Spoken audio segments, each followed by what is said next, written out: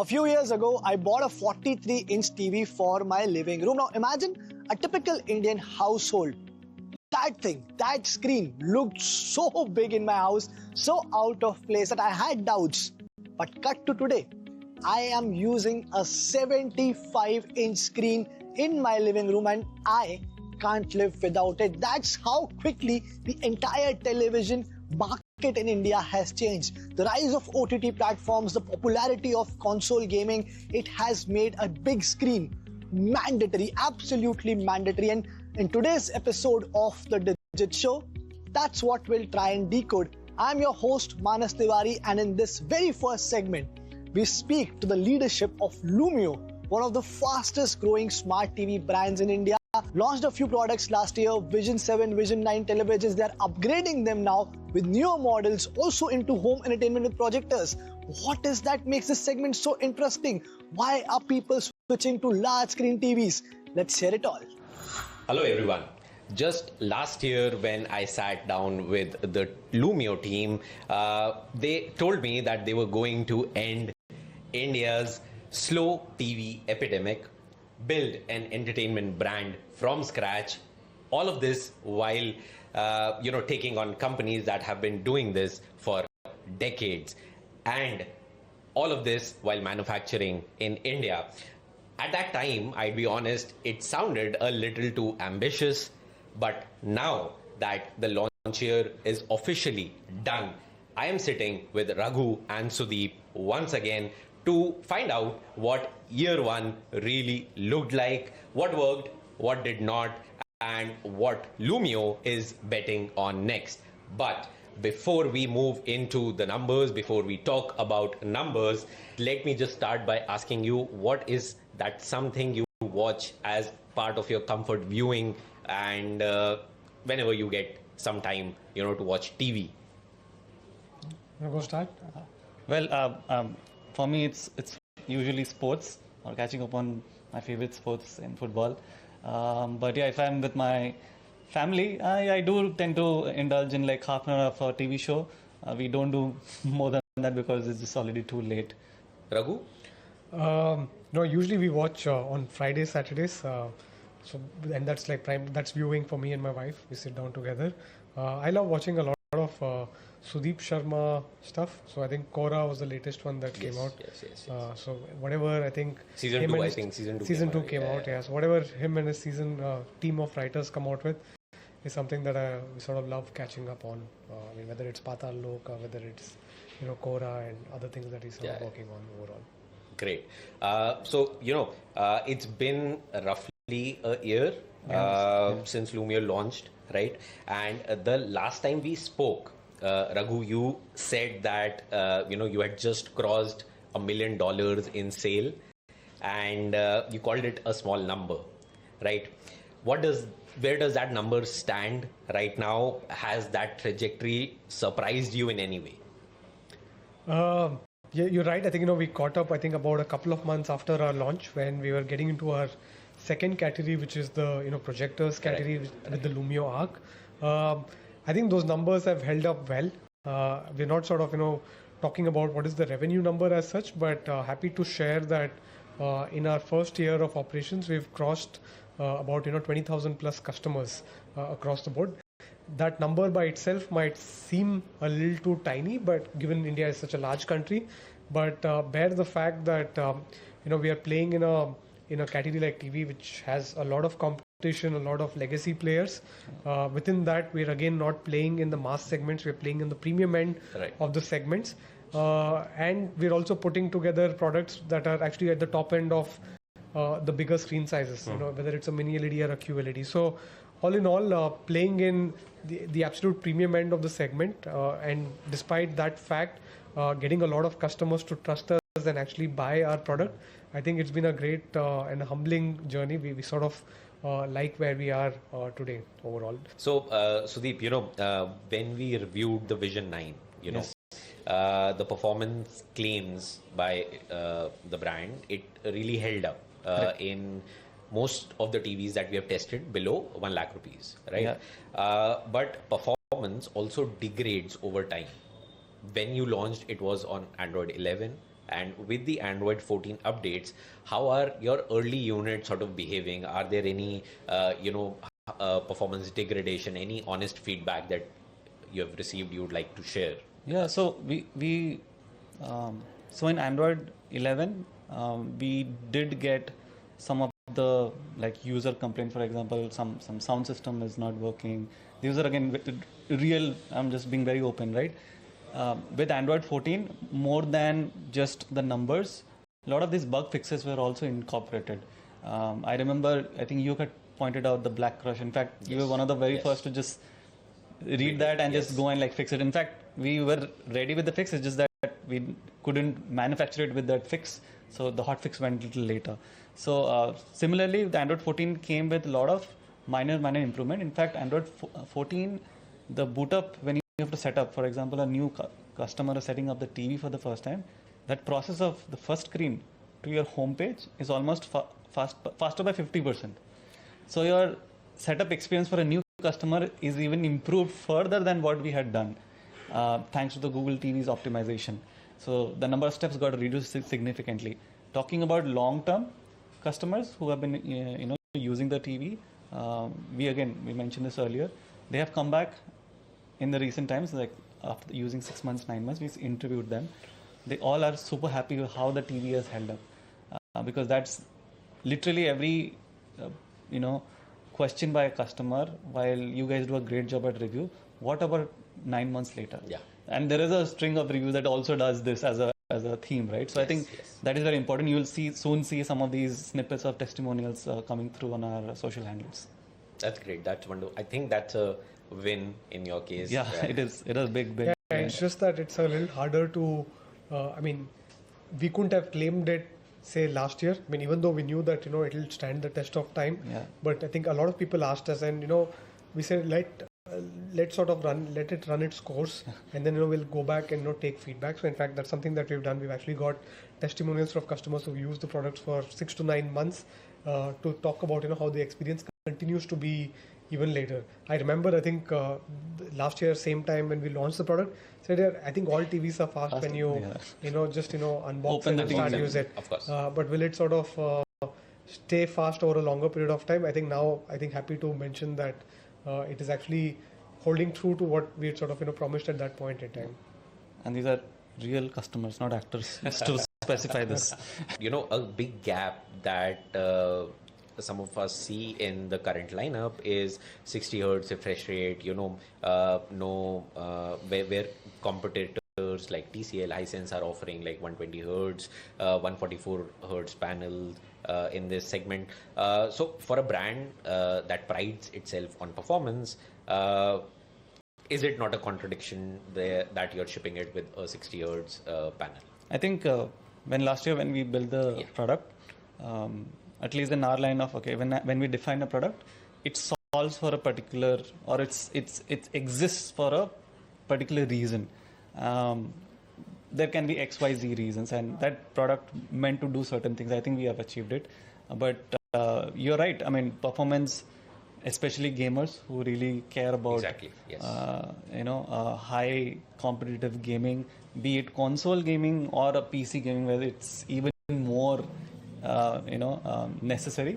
We are in fact very happy to share that our upcoming latest generation of Lumio Vision 9 series will be coming with native 4K 144 Hz for console and 240 Hz in 1080p for PC gamers. So we are one of the brands who really care about all the feedback.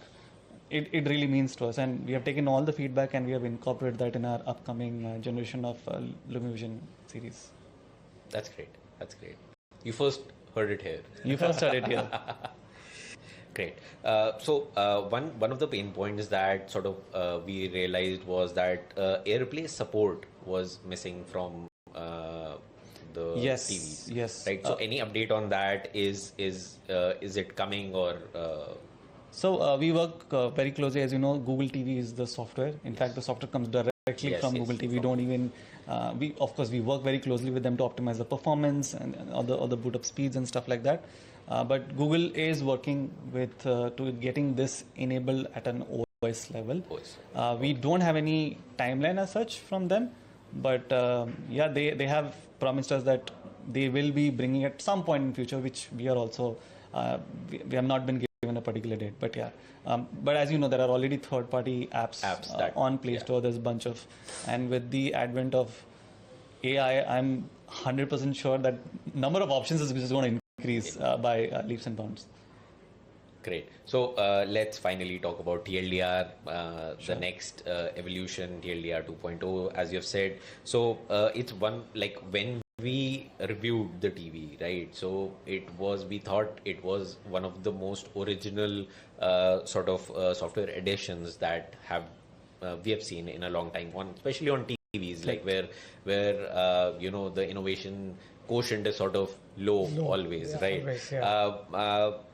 A year later, what is the adoption of TLDR? How has it evolved, and what does the usage data tell you? Sure. Right. So I think thank you for calling it out as one of the more original ways of sort of putting something out there. So that was the intent. We again, I think, went back from customer backwards. We felt that customers end up spending a lot of time figuring out what to watch, where to watch, and then we zeroed in on sports and music as a space, which I think there's a lot of that content that ends up getting watched on TVs, but finding stuff relevant to that is actually harder, whether it's a live match or highlights or contextual information like tournament point standing, etc. So we said why don't we start with that. So today we said we've got more than 20,000 customers who are using our products. I think out of that, roughly slightly more than 50% of them are using the TLDR app on a monthly basis, which I think is a great number, because TV is not something. I mean, some people, for example, still connect the TV to a DTH connection. For them, Cable I mean, TV, it's probably not yes. useful. But I think amongst the OTT audiences, this app is definitely finding more and more traction, and they're using it more consistently. In fact, as we see the month-on-month trend, we see a lot more users who've been using it in the past who keep coming back and start using that. But of course, we're only covering two use cases right now, which is sports and music. I think the biggest use case, the biggest elephant in the room is actually movies and shows, because that's where people end up spending an inordinate amount of time figuring out what is what. So that's something that we are changing in V2, which will go out along with the new launches later this month. Right. So that will have our own take on what kind of movies and shows do you want to watch and how do you land there very quickly. So happy to share that tomorrow, I think, when we meet at the launch. Of course.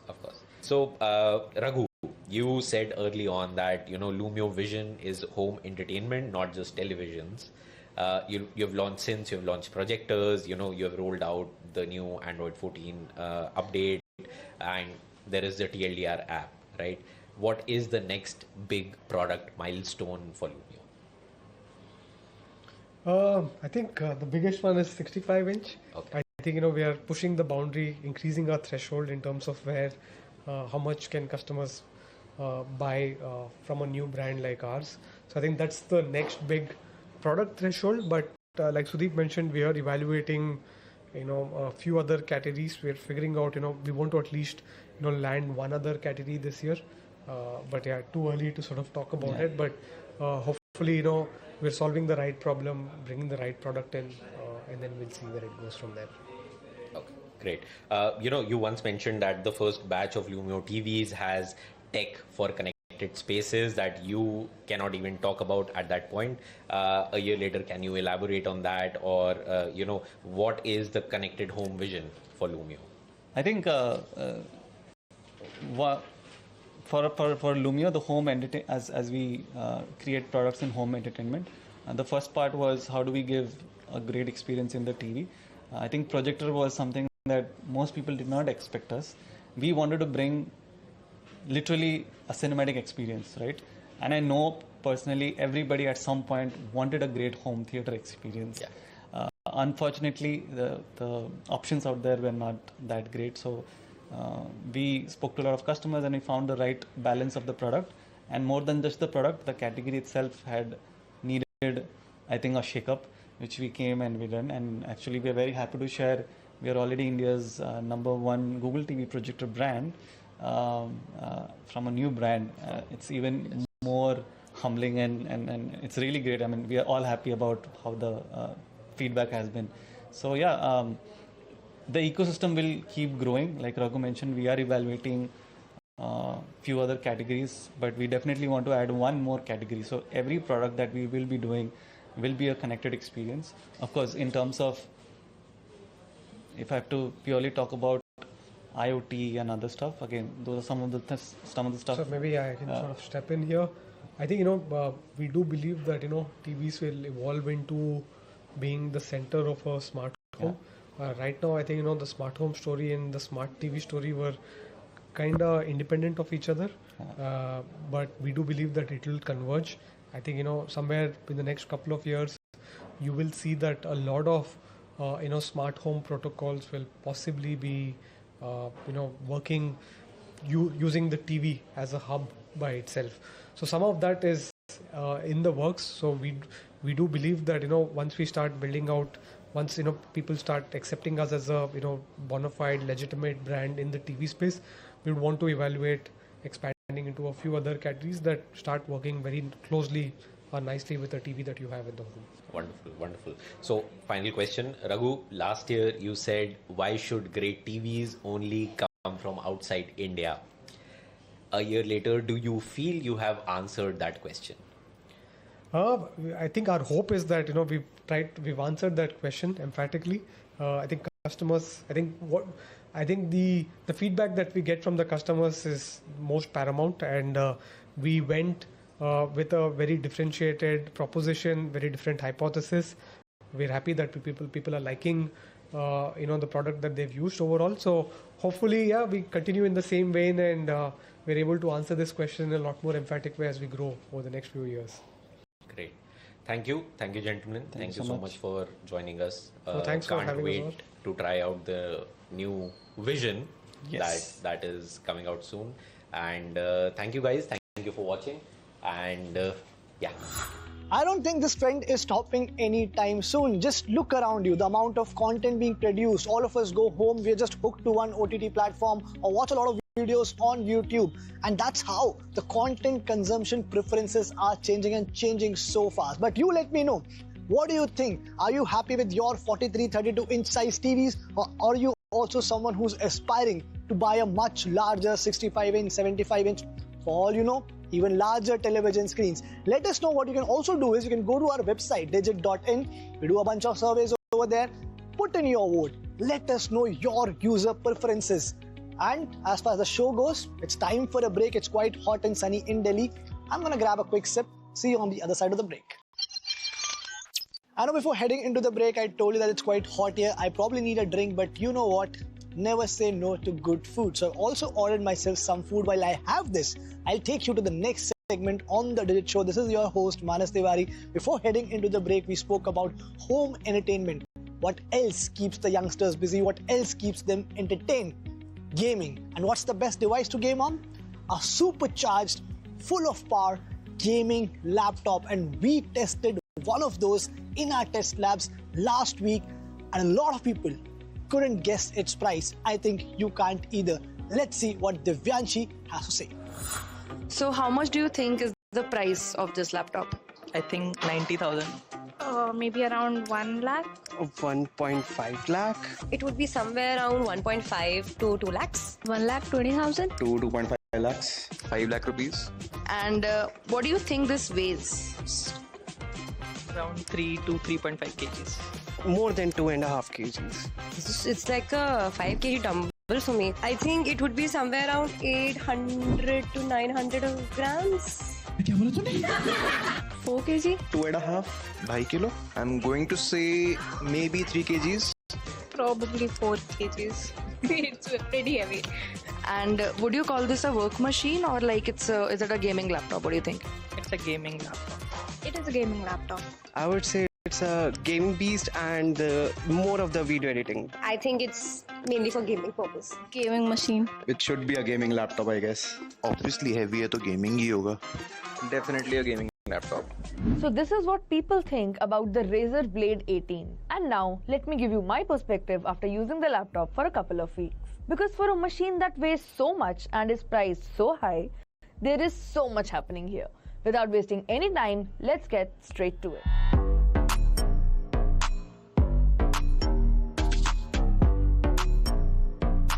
This is a large device with that 18-inch screen grabbing the spotlight the moment you take it out of the box. But the interesting part here is that despite this huge form factor, the laptop doesn't feel as heavy as other 18-inch gaming beasts in the market. Now, on paper, the laptop weighs around 3 kgs, but when I first picked it up, I actually thought that it was around 2.5 kgs, and I had no issues carrying it to work every single day. Yes, you'll need a slightly bigger backpack, but that's manageable. In fact, there were times where I didn't even bother using both straps of my bag and just slung it over one shoulder. Now, in terms of looks, this is not your typical flashy gaming laptop. There is no over-the-top design or RGB lights everywhere. In fact, this can masquerade as a work device that runs games very well when it is told to. That said, there are a couple of small annoyances. The stickers on the chassis feel unnecessary and kind of ruin the clean look. And the matte finish, it just loves fingerprints. But then, these aren't really deal breakers and can easily be resolved. Coming to the build quality, it feels quite solid. The hinge is sturdy and the chassis feels premium. But there is minor flex on the lid. Now, one of the biggest highlights of the laptop is the display. This is a dual mode panel, which means that you can switch between 4K at 240Hz and Full HD at 440Hz. Sounds amazing, right? And it is, but there's a catch. Switching between these two modes is not instant. You actually have to go into the settings and restart the entire system again. So, most users like me will probably pick one mode and stick with it. In my case, I mostly stayed on 4K because honestly, it just looks gorgeous. The panel is sharp, colors are well balanced, and brightness is enough for both indoor and outdoor use. The laptop also comes with spot-on color accuracy. The panel here covers both sRGB and DCI-P3 color spaces really well. So, if you're someone who's looking for color accuracy, you won't really be disappointed. Moving on to the keyboard, the keys here have deep key travel, which makes typing feel really comfortable. And again, it keeps that clean look instead of going all-out gamer mode. But the moment you turn on the RGB lights, you know exactly what this laptop is capable of. There are also programmable macro keys, which are great if you like setting things up your way. Now, the trackpad here is huge, like really huge. It covers the majority of the chassis here and it is super smooth to use. If you like having large touchpads on your device, you're gonna absolutely love the experience here. In fact, I didn't really feel the need to use a mouse most of the time when I was working on this laptop. But the placement can be a bit annoying. While typing, especially around the IJKL keys, I kept brushing against the trackpad accidentally. Now, gamers using WASD keys mostly won't really notice this, but if you're gonna type a lot on this laptop, you will definitely feel it. Alright, let's get to the main reason why anybody would consider buying this laptop: performance and gaming experience. And this thing is an absolute monster, thanks to the Intel Core Ultra 9 chipset and NVIDIA 5090 GPU. Now, for those of you who care about numbers, here are some benchmark scores on your screens.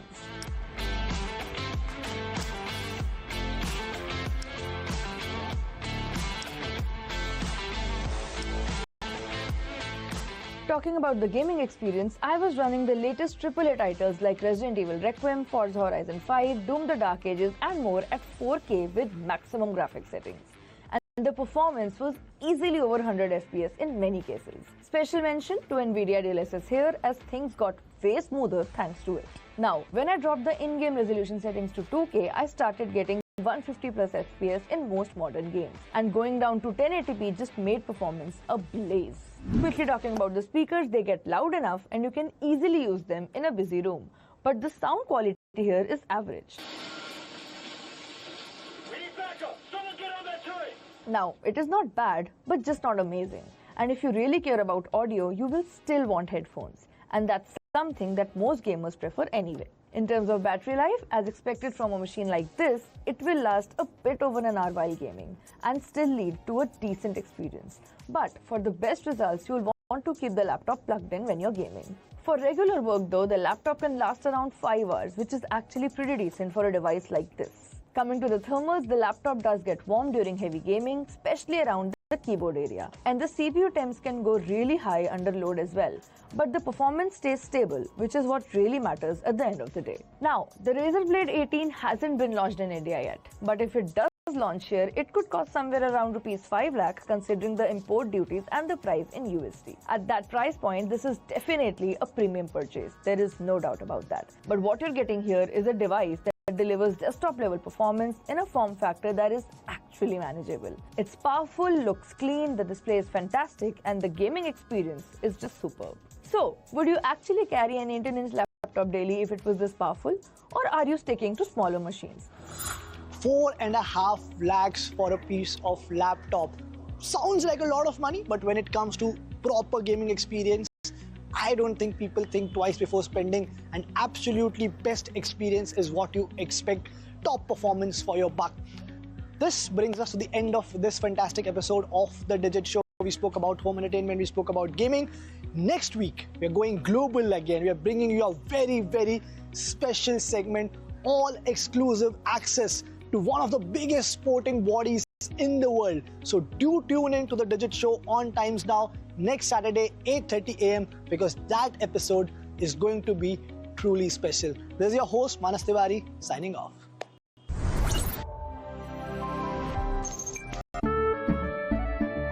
Kesariya